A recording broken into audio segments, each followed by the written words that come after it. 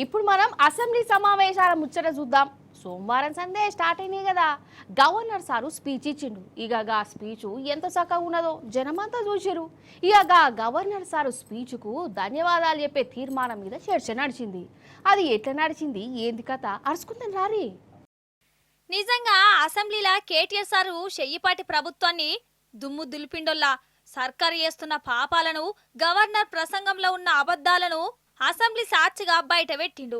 అసలు ధన్యవాదాల మీద రామన్న ఏమన్నాడో ఇనుర్రి. అధ్యక్ష, ఇవాళ ప్రభుత్వానికి ఎవరు ధన్యవాదాలు చెప్పాలి? 4000 పెన్షన్ కోసం ఎదురు చూసి విసిగి వేసారిన 46 లక్షల మంది ధన్యవాదాలు చెప్పాలా? లేదా 6000 పెన్షన్ కోసం అలసిపోయిన 100 రోజుల్లో ఇస్తామని చెప్పి అలసిపోయిన 5 లక్షల మంది దివ్యాంగులు ధన్యవాదాలు చెప్పాలా? యూరియా బస్తాల కోసం లాఠీ దెబ్బలు తింటున్న 72 లక్షల మంది రైతులు ధన్యవాదాలు చెప్పాలా? లేదా నెలకు 2,500 ఇస్తామని చెప్పి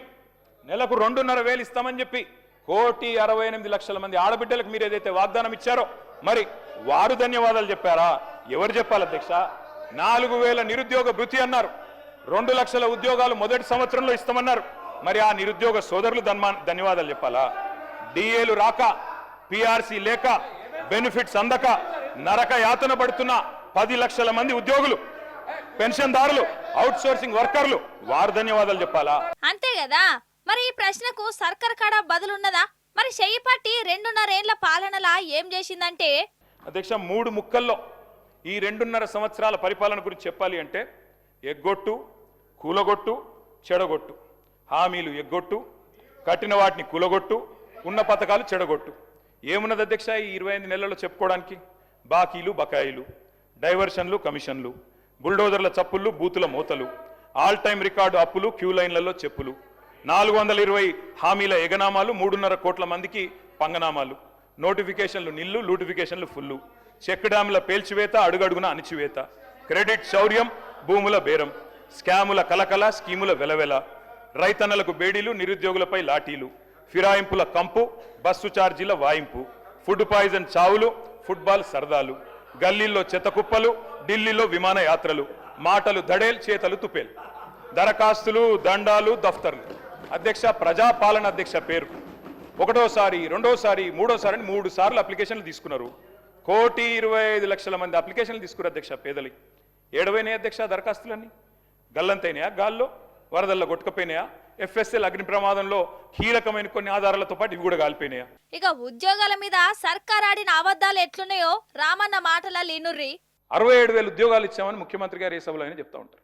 నేను అడుగుతా ఉన్న ముఖ్యమంత్రి గారు, నా దగ్గర మీరు ఇచ్చిన నోటిఫికేషన్ లిస్ట్ కూడా మొత్తం ఉంది, కావాలంటే చదివినిపిమంటే వినిపిస్తాను. మీ ప్రభుత్వం వచ్చినాక ఇచ్చిన నోటిఫికేషన్లు మొత్తం కూడితే ముఖ్యమంత్రి గారు, మీ ప్రభుత్వం వచ్చిన తర్వాత ఇచ్చిన మొత్తం నోటిఫికేషన్లు మొత్తం కూడితే మీరు ఇచ్చింది కేవలం 11,921 ఉద్యోగాలు మాత్రమే. మిగతా నోటిఫికేషన్లన్నీ కేసీఆర్ గవర్నమెంట్లో ఇస్తే మీరు ఇవాళ నియామక పత్రాలు ఇచ్చి మేమిచ్చినామని చెప్పుకుంటే, ఇక మందికి పుట్టిన బిడ్డలు మా బిడ్డలు అని చెప్పుకుంటే మేము చేయగలిగింది ఏం లేదు. ముఖ్యమంత్రి గారు చెప్తున్నారు అధ్యక్ష, వేరే రాష్ట్రాల్లోనేమో ఉద్యోగాలు వేయాలని ధర్నాలు జరుగుతాయి, ఇక్కడ మాత్రం ఉద్యోగాలు ఆపమని ధర్నాలు చేస్తున్నారని చెప్తున్నారు అధ్యక్ష. మరి దిల్సుఖ్ నగర్లో ధర్నా చేసేటోళ్ళు, చిక్కడపల్లిలో ధర్నా చేసేటోళ్ళు, ఈ రకంగా వ్యవహారం ఏదైతే ఉన్నదో అధ్యక్ష అందరూ అన్ని గమనిస్తా ఉన్నారు. ఇదంతా ఒకెత్తైతే ఇది ఇంకో ఎత్తు. 57,000 కోట్ల అడ్డీ లేని రుణాలు ఇచ్చిరని సర్కారోళ్ళు చెప్పుకుంటురు కదా.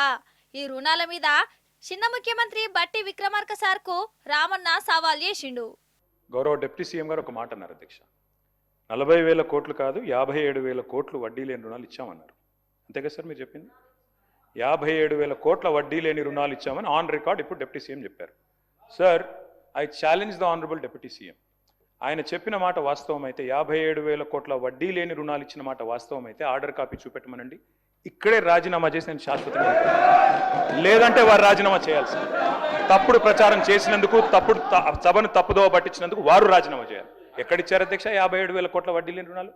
మరి ఈ సవాల్కు బట్టి సారు సై అంటడా? రుణాలు ఇచ్చినట్టు ఆర్డర్ కాపీ వట్కత్తడా? ఇది తెలవవలసి ఉన్నది. మరి ఈ 2.5 ఏళ్లలో అసలు కాంగ్రెస్ సర్కార్ ఏం చేయలేదా? ఎవ్వలకు ఏం ఫాయిదా కాలేదా? కమస్కం హైదరాబాద్ దిక్కు కూడా నజరయ్యలేదా? ఏం చేయకుండా గట్లెట్లుంటారు అనుకునేరు. హైదరాబాద్ కు చేసిండ్రు. ఏం చేసిర్రంటే, ఇలా హైదరాబాద్ లో ఇద్దరు మంచిగా సుఖంగా సంతోషంగా ఉన్నారు అధ్యక్ష. ఫ్రీడమ్, ప్రజాపాలన ఎంజాయ్ చేస్తుంది ఇద్దరు అధ్యక్ష. ఒకటి దొంగలు, 2 దోమలు అధ్యక్ష. దొంగతనాలు పెరిగినాయి హైదరాబాద్లో, క్రైమ్ రేట్ పెరిగింది. నా లెక్కలు కాదు, గవర్నమెంట్ లెక్కలు. అట్లాగే దోమల అధ్యక్ష అధ్యక్ష ఇదివరకు హైదరాబాద్ ఒకటే ఒక ప్లేస్ ఉంటుండే, దాని పేరు దోమలగూడ అధ్యక్ష. ఈ మధ్యన మా శ్రీధర్ బాబు గారి నాయకత్వంలో కొన్ని మంచి స్ట్రీట్స్కి పేర్లు పెట్టినారు అధ్యక్ష. ఒకటి మన్మోహన్ సింగ్ గారు పేరు పెట్టారు, ఒకటి డొనాల్డ్ ట్రంప్ గారు పేరు పెట్టారు. ఆహా అధ్యక్ష, మీరు పెట్టాల్సింది ట్రంప్ గారి పేరు, మన్మోహన్ సింగ్ గారి పేరు కాదు శ్రీధర్ అన్న. మీరు పెట్టాల్సిన పేర్లు ఏంటంటే దోమలగూడ, దోమల హిల్సు, దోమలాబాదు, దోమల పూలు, దోమల గుట్ట. ఈ పేర్లు పెడితే కరెక్ట్గా సెట్ అవుతుంది మీకు. ఎందుకంటే మొత్తం నగరంలో దోమలు, విష జ్వరాలు, ఫాగింగ్ చేసే దిక్కు లేదు, గుర్రపు డెక్క తీసేవాడు లేడు. అది సంగతి. అంతే నానోళ్ళ, నిజమేనా? దొంగల రాజ్యం దోమల పట్నం లెక్క మారిందా లేదా? కాదు. ఊ అంటే మన రేవంత్ సారు కేసీఆర్ సార్ ఆనవాళ్ళు లేకుండా ఏత్తా అని అంటాడు కదా. గా ఆనవాళ్ళు లేకుండా వేయాలంటే ఏం చెయ్యాలో రేవంత్ సార్కు ఎరక చేసిండు రామన్న. గ్లోబల్ సమిట్ అని పెట్టారు మీరు, సంతోషం. కానీ ముగ్గురు ప్రముఖులు ముత్యాల లాంటి మాటలు అయితే చెప్పినారు అధ్యక్ష. దువ్వూరి సుబ్బారావు గారు చెప్పారు అధ్యక్ష, దశాబ్ద కాలంలో తెలంగాణ తిరుగులేని ప్రగతిని సాధించింది, దేశంలో నెంబర్ 1గా నిలబడ్డదని ఆర్బీఐ మాజీ గవర్నర్ మీ మొహం మీదనే అక్కడే చెప్పిపోయినారు అధ్యక్ష. అట్లాగే తెలంగాణ సంపద జీఎస్డిపి 3 రెట్లు పెరిగింది, తలసరి ఆదాయంలో అగ్రస్థానంలో ఉందని బ్రిటన్ మాజీ ప్రధాని టోనీ బ్లేర్ సమిట్లో చెప్పారు అధ్యక్ష. అట్లాగే NITI Aayog vice chairman Suman Berry గారు అప్పర్ ఇన్కమ్ మిడిల్ కేటగిరీ స్టేట్గా ఎదిగింది తెలంగాణ, భారతదేశం ఎదగాలి అంటే తెలంగాణ లాంటి రాష్ట్రాలు ఉండాలి అని సుమన్ బెర్రీ చెప్పారు అధ్యక్ష. అధ్యక్ష ఎట్లా జరిపేశారు అధ్యక్ష? మీకు ఇష్టం లేకపోవచ్చు, ముఖ్యమంత్రి గారు మాట్లాడితే రాజశేఖర రెడ్డి గారి పేరు, చంద్రబాబు నాయుడు గారి పేరు చెప్తారు, కానీ 10 ఏళ్ళు తెలంగాణ తెచ్చి 10 ఏళ్ళు తెలంగాణ నగరభాగాన్ని నిలబెట్టిన కేసీఆర్ గారి పేరు చెప్పడం మీకు ఇష్టం లేదు. కానీ వాస్తవం ఏంది అధ్యక్ష? ఎట్లా జరిపేస్తారు కేసీఆర్ గారు ఆనవాళ్ళు? అడుగడుగున ఆనవాళ్ళు కేసీఆర్ గారివే కదా. మీరు కూర్చునే సెక్రటేరియట్ కట్టిందే కేసీఆర్ గారు, అట్లాగే ఇవాళ ముఖ్యమంత్రి గారు కూర్చుంటున్న కమాండ్ కంట్రోల్ సెంటర్ కట్టింది కేసీఆర్ గారు. మీరు ఫ్యూచర్ సిటీ అని బిల్డప్ ఇస్తే ఆ ఫ్యూచర్ సిటీ భూసేకరణ చేసిందే కేసీఆర్ గారు. అసలు తెలంగాణ రాష్ట్రమే కేసీఆర్ ఆనవాళ్ళు కదా, ఎంతకంటే ఏం చెప్పాలి మీకు? మొత్తానికి అసెంబ్లీల కాడ దబదబ సర్కారును నిలదీస్తుంటే అధికార పచ్చమొల్లకు నోటి మాట రాలేదట. అందుకే మాట్లాడుతుంటే తాపకోసారి అడ్డం పడ్డరు. అంతెందుకు, లాస్ట్కు రామన్న మాట్లాడుతుంటే కూడా కెమెరా స్పీకర్ సార్కే పెట్టిరు గాని ప్రతిపక్షంలో లీడర్ దిక్కు ఎక్కువ పెట్టలే. ఎన్ని చేసినా నిజాలు అబద్ధాలైతాయా, అబద్ధాలు నిజాలైతాయా? ఈ పాటికే అందరికి అర్థమైపోయింది మన సర్కార్ వారి 2.5 ఏళ్ల పాలన ఎట్లున్నదో అని అంటుర్రు పబ్లిక్.